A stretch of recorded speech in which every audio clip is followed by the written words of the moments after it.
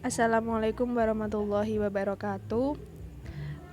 Kami dari kelompok 6 yang beranggotakan Lailatul Muyasyarah NIM 2275 dan saya Rika Indri Antika NIM 2278. Di sini kami akan menjelaskan materi tentang pelaporan keuangan interim dan segmen.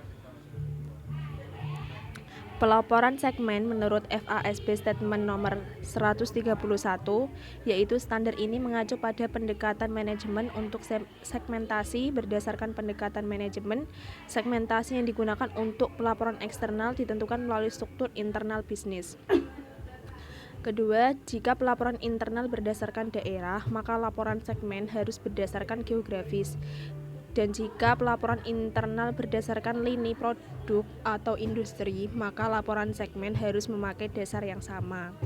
Dan yang ketiga, menurut FASB Statement nomor 131 paragraf keempat, menyimpulkan bahwa segmen adalah bukti dari struktur suatu organisasi internal perusahaan dan membuat laporan keuangan harus bisa menyediakan informasi yang diperlukan secara efektif dan tepat waktu. Kemudian identifikasi segmen yang perlu dilaporkan. Yang pertama, perusahaan yang terlibat dalam aktivitas usaha yang menghasilkan pendapatan dan mengeluarkan biaya, termasuk pendapatan dan beban antar segmen. Yang kedua, di mana hasil usahanya secara berkala ditelaah oleh para pengambil keputusan di perusahaan. Dan yang ketiga, terdapat informasi keuangan tersendiri. Batas kuantitatif segmen usaha dapat dilaporkan jika melewati batas materialitas. Suatu segmen dianggap material dan karenanya dapat dilaporkan secara terpisah jika salah satu dari kriteria di bawah ini terpenuhi, yaitu yang pertama, pendapatannya, termasuk pendapatan antara segmen berjumlah 10% atau lebih dari total pendapatan semua segmen usaha. Yang kedua, nilai absolut dari laba atau ruginya berjumlah 10% atau lebih dari jumlah seluruh laba dari segmen usaha yang dilaporkan laba atau jumlah absolut semua segmen usaha yang melaporkan rugi. Dan yang ketiga, jumlah aktiva 10% atau lebih besar dari jumlah aset semua segmen usaha. Ilustrasi tentang pengujian atas segmen usaha yang perlu dilaporkan. Uji pendapatan. Uji pendapatan 10% dilakukan dengan menghitung jumlah dari pendapatan tiap segmen usaha.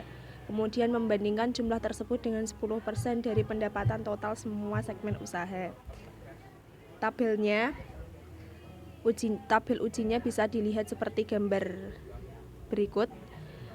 Nah, itu menurut Statement nomor 131 mensyaratkan bahwa total pendapatan eksternal dari segmen yang perlu dilaporkan setidaknya berjumlah 75% dari total pendapatan konsolidasi.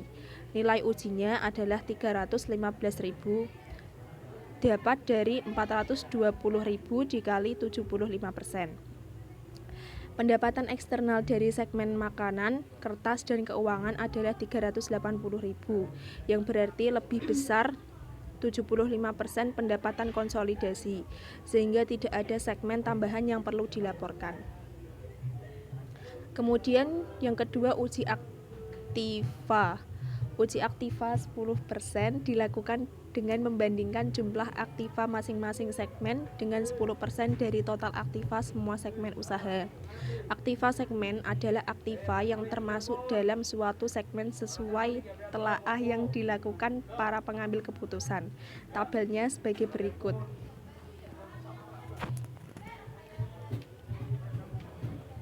Selanjutnya ada uji laba operasional. Jumlah laba atau rugi suatu segmen usaha tergantung pada item pendapatan dan beban yang dimasukkan manajemen dalam perhitungan yang telah ditelaah oleh para pengambil keputusan. Dalam penerapan uji laba operasi, untuk mengidentifikasikan segmen yang perlu dilaporkan, nilai absolut laba atau rugi operasi suatu segmen dibandingkan dengan 10% dari yang lebih besar antara laba operasi gabungan semua segmen usaha yang menghasilkan laba atau rugi operasi gabungan semua segmen usaha yang merugi. Tabelnya bisa dilihat di bawah. Selanjutnya ada pengungkapan segmen. Yang pertama ada produk dan jasa. Pendapatan dari setiap produk atau jasa atau sekumpulan produk atau jasa seharusnya diungkapkan kecuali untuk alasan kepraktisan. Yang kedua ada informasi geografis. Informasi geografis jika praktis termasuk pendapatan dari pelanggan eksternal dalam negeri dan luar negeri. Jika pendapatan dari suatu negara jumlahnya cukup besar, biayanya sekitar 10%, maka harus diungkapkan secara tersendiri. Demikian pula aktiva jangka panjang harus diungkapkan menurut negara di mana aktiva tersebut berada dan total aktiva yang berada di negara lain, juga pelaporan terpisah atas negara tertentu di mana terdapat aktiva yang bernilai besar. Selanjutnya ada pelanggan utama. Pelanggan tertentu yang merupakan sumber dari 10% atau lebih pendapatan perusahaan harus diungkapkan. Demikian juga pendapatan dari setiap pelanggan. Pengungkapan identitas pelanggan tidaklah perlu. Dalam pembatasan 10% sekelompok entitas di bawah suatu pengendalian dianggap sebagai satu pelanggan. Contoh data segmen ARC seperti gambar di PPT, dilihat sendiri ya. Lalu ada pelaporan keuangan interim. Laporan keuangan interim memberikan informasi tentang operasional perusahaan selama kurang dari 1 tahun. Biasanya diterbitkan setiap 3 bulan dan memuat informasi kumulatif tahun berjalan serta informasi perbandingan dengan periode yang sama untuk tahun sebelumnya.